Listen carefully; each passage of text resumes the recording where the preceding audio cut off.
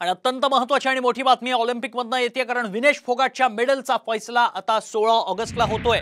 क्रीडा लबात हा फैसला सुनावणार आहे। रौप्य पदकासाठी विनेश फोगाटनं दावा केला। निकालाकडे अवघ्या देशाचं लक्ष लागलंय। अवघं 100 ग्रॅम वजन जास्त भरल्यानं विनेश फोगाटला कुस्तीच्या फायनलमधून अपात्र करण्यात आलं होतं आणि याच संदर्भातला फैसला येत्या 16 ऑगस्टला होणार आहे।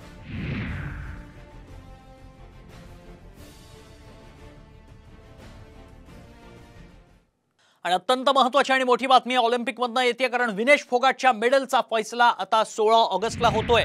क्रीडा लबात हा फैसला सुनावणार आहे। रौप्य पदकासाठी विनेश फोगाटनं दावा केला। निकालाकडे अवघ्या देशाचं लक्ष लागलंय। अवघं 100 ग्रॅम वजन जास्त भरल्यानं विनेश फोगाटला कुस्तीच्या फायनलमधून अपात्र करण्यात आलं होतं आणि याच संदर्भातला फैसला येत्या 16 ऑगस्टला होणार आहे।